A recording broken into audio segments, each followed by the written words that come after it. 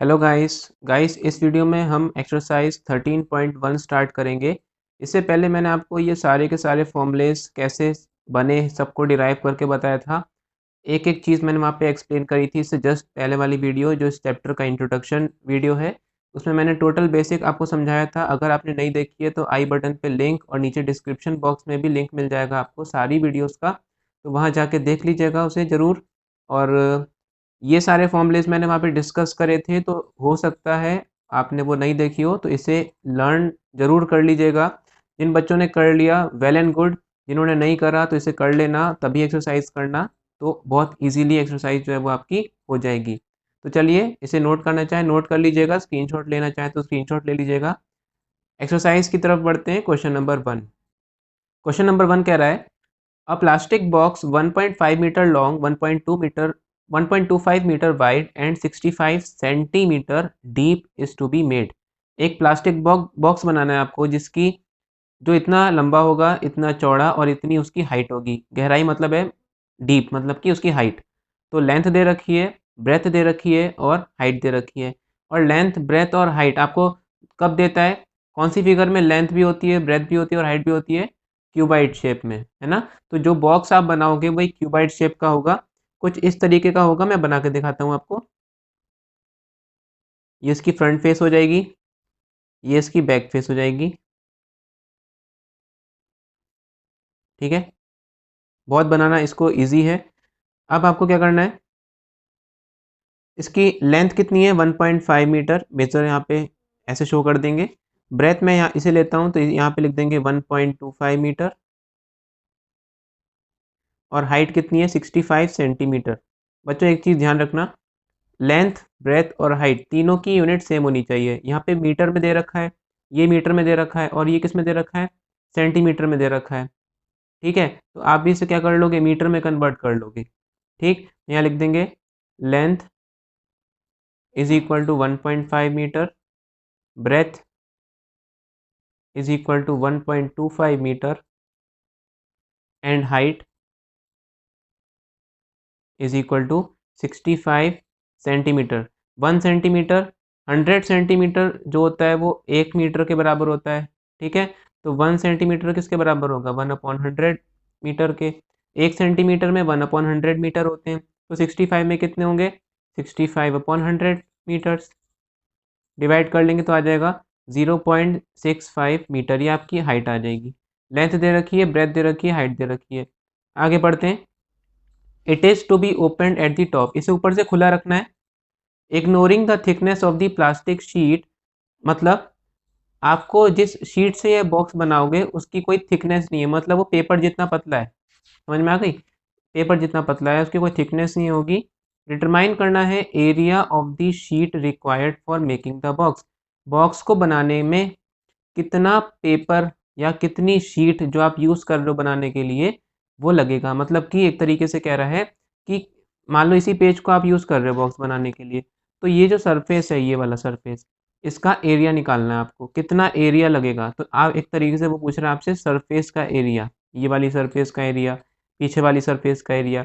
लेकिन ध्यान क्या देना है कि ऊपर का जो टॉप है वो खुला है, मतलब वहाँ पे कोई भी सरफेस नहीं होगी। बात क्लियर हो गई? तो एक चीज़ हम ये कर सकते हैं, हमें एरिया निकालना है तो हम या तो इसका टी एस है, टोटल सरफेस एरिया निकालेंगे, जिसमें ऊपर का भी एरिया आ जाएगा, और फिर उसमें से ऊपर का एरिया माइनस कर देंगे, क्योंकि हमें टॉप जो है वो ओपन रखना है। क्लियर? एक तो तरीका ये है। दूसरा तरीका क्या है? इसका lateral surface area. Lateral surface area में क्या होता है कि केवल साइड साइड, जितनी भी साइड साइड वाली जो ये साइड्स हैं, सरफेस हैं, इनका एरिया आ जाएगा। टॉप का नहीं आता है और बॉटम का नहीं आता है।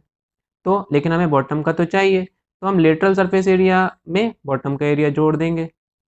ठीक है, तो हम टी एस ए वाला अप्लाई करेंगे, वो ज़्यादा इजी है।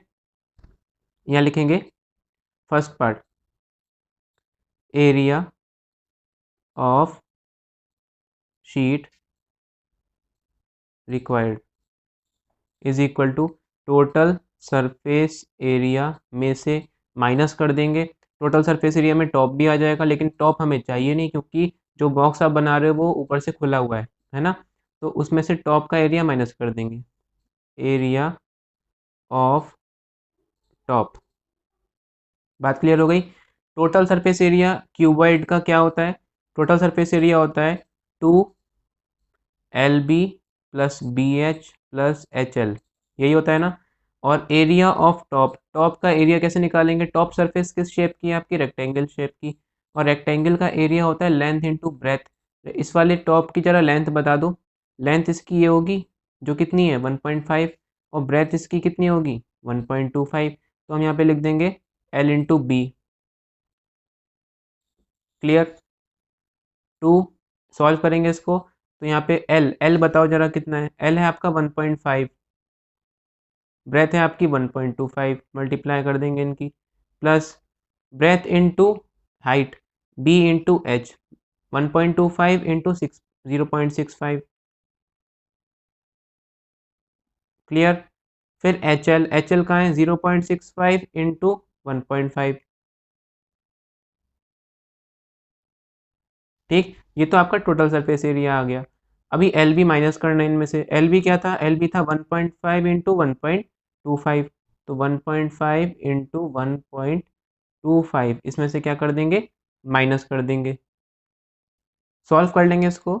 तो सॉल्व करना तो बहुत ईजी है, मैं आपको पूरी कैलकुलेशन करके नहीं दिखाऊंगा। 1.5 की 1.25 से करेंगे तो आएगा 1.875, प्लस इन दोनों की मल्टीप्लाई करेंगे तो आएगा 0.8175, प्लस इन दोनों की मल्टीप्लाई करेंगे तो आएगा 0.975। ठीक है, ये करके देख लीजिएगा, ये आएगा। बाहर लगा है माइनस का साइन। 1.5 और 1.25 सेम ही चीज़ है, मतलब कि 1.875 ही आएगा यहाँ पे भी। क्लियर? सॉल्व करेंगे, इनको ऐड करेंगे, ऐड करने पे आ जाएगा 3.6675, और बाहर है 1.875। मल्टीप्लाई करेंगे तो आ जाएगा 7.335 माइनस 1.875। सॉल्व कर लेंगे तो आ जाएगा 5.45 मीटर स्क्वायर आंसर। ये जो आंसर आया, ये आंसर जो है आपका इस बॉक्स का पूरा एरिया है। सरफेस एरिया मीन्स कितना आपने कागज़ लगाया या कितना सरफेस आपने लगाया इसको बनाने में, और इसकी टॉप जो है वो ओपन है। इतनी बात क्लियर हो गई? सेकंड पार्ट में कह रहा है कॉस्ट ऑफ शीट आपको फाइंड करनी है। If sheet measuring 1 metre square cost ₹20। 1 metre square sheet लगाई जब आपने, 1 मीटर स्क्वायर की कॉस्ट 20 रुपये है, तो इतने मीटर स्क्वायर की कॉस्ट कितनी होगी? तो बहुत सिंपल सी बात है, यहाँ लिखेंगे second part, cost of 1 metre square sheet कितनी है 20। Cost of 5.45 metre square sheet की कॉस्ट कितनी होगी 20 इंटू 5.45, मल्टीप्लाई कर लेंगे तो ये आ जाएगा 1090, और 2 से पहले पॉइंट, मतलब कि 109 रुपीज़ आंसर। बात समझ में आ गई? बहुत सिंपल सा क्वेश्चन था। सबसे पहले आपने सरफेस का एरिया निकाला और फिर उसकी कॉस्ट निकाल दी। 1 मीटर स्क्वायर शीट इतने रुपए की है, तो जितना एरिया आपने निकाला वो कितने का होगा, तो आपने उसकी मल्टीप्लाई कर दी, आंसर आ गया।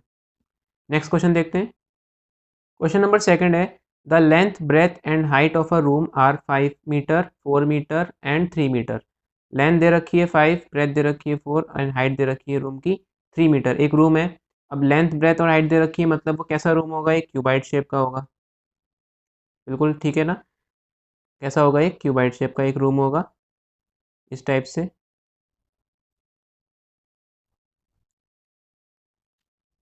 जिसमें लेंथ दे रखी है 5 मीटर, ब्रेथ दे रखी है 4 मीटर, और हाइट दे रखी है 3 मीटर।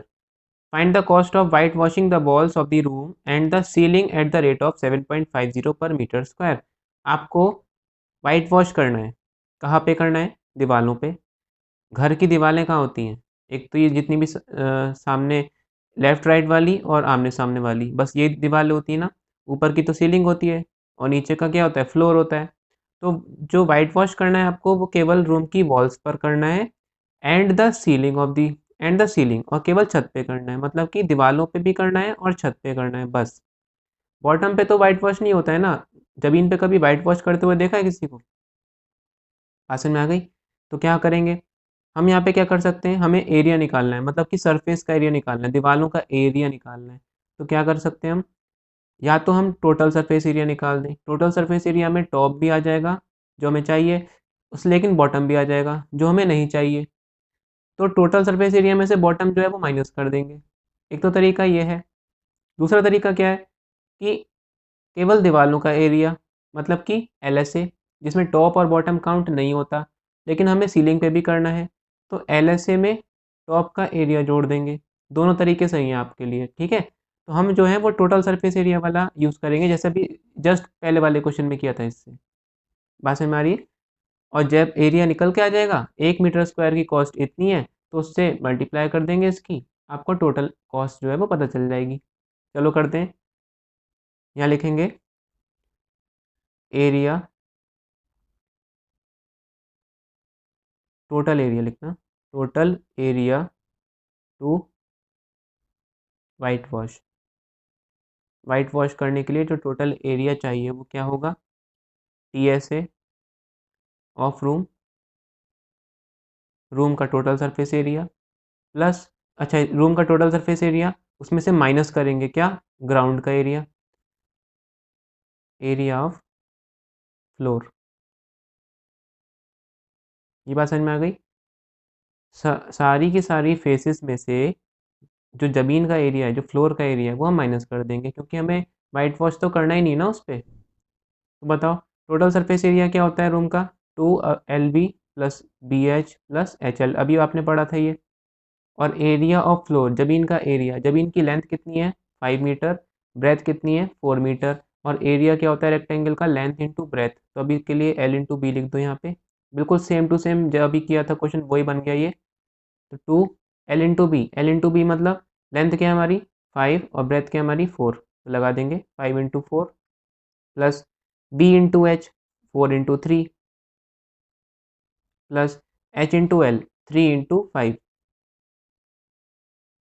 माइनस L/B, L/B क्या था, LB क्या था 5 × 4। सॉल्व करेंगे इसको तो ये आ जाएगा 20, 12, 15 एंड 20, ठीक है।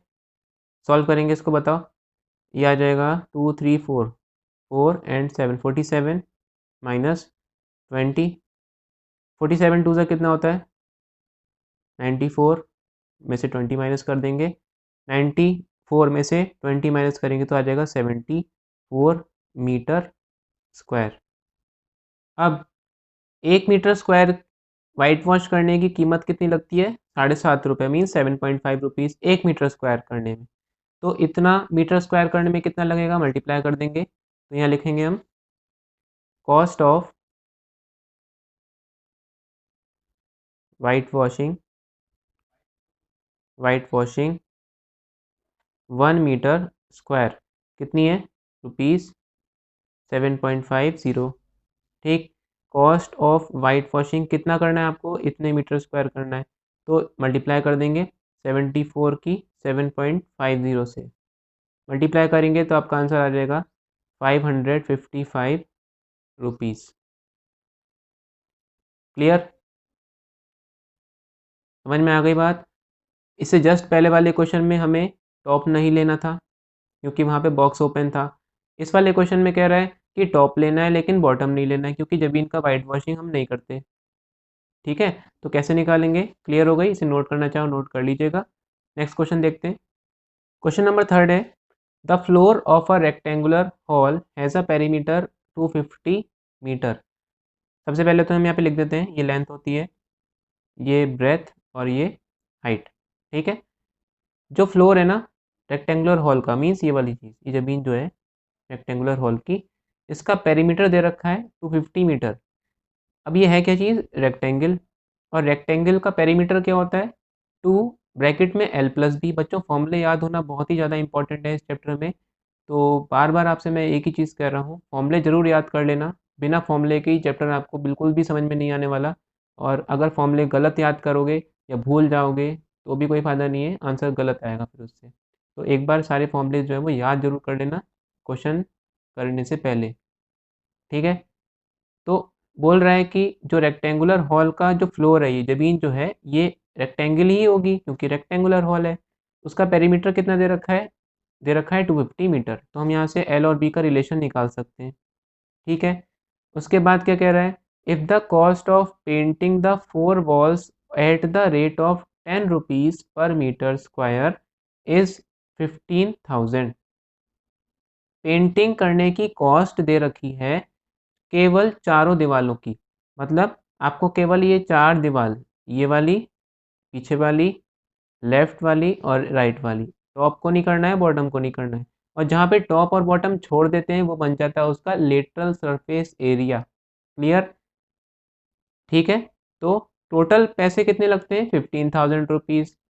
1 मीटर स्क्वायर की कीमत कितनी है? 10 रुपये। मतलब 1 मीटर स्क्वायर दीवार का हिस्सा करने में, पेंट करने में 10 रुपये खर्च होते हैं। टोटल पैसे आपको दे रखे हैं। ठीक है। आपको हॉल की हाइट निकालनी है। सबसे पहले तो हम इसका पेरीमीटर करके देखते हैं। तो क्वेश्चन में दे रखा है गिवन पेरीमीटर, अभी आपको समझ में आ जाएगा। पेरीमीटर ऑफ हॉल कितना दे रखा है? 250 मीटर। हॉल का पेरीमीटर, सॉरी हॉल नहीं, पेरीमीटर ऑफ फ्लोर, फ्लोर का पेरीमीटर है ना। तो फ्लोर कैसी है? रेक्टेंगल, और रेक्टेंगल का पेरीमीटर क्या होता है? 2L+B is equal to 250 metre. ठीक है। L+B इज इक्वल टू 2, यहाँ मल्टीप्लीकेशन में इक्वल में भेज दीजिए, डिवाइड में जाएगा।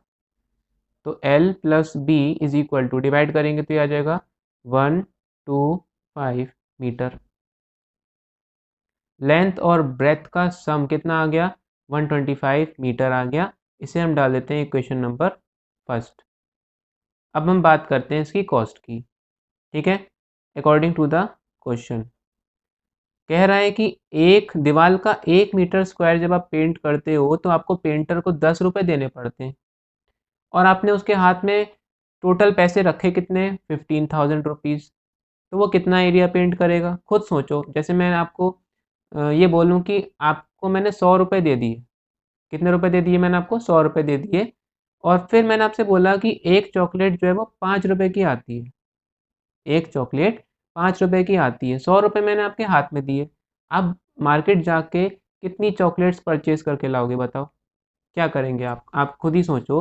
मैंने आपको 100 रुपये दिए, एक चॉकलेट आपकी 5 रुपये की आती है, 100 रुपये आपके पास टोटल हैं, तो आप टोटल चॉकलेट्स कितनी लाओगे? डिवाइड ही तो कर दोगे इनको। टोटल 20 चॉकलेट्स लाओगे नहीं लाओगे?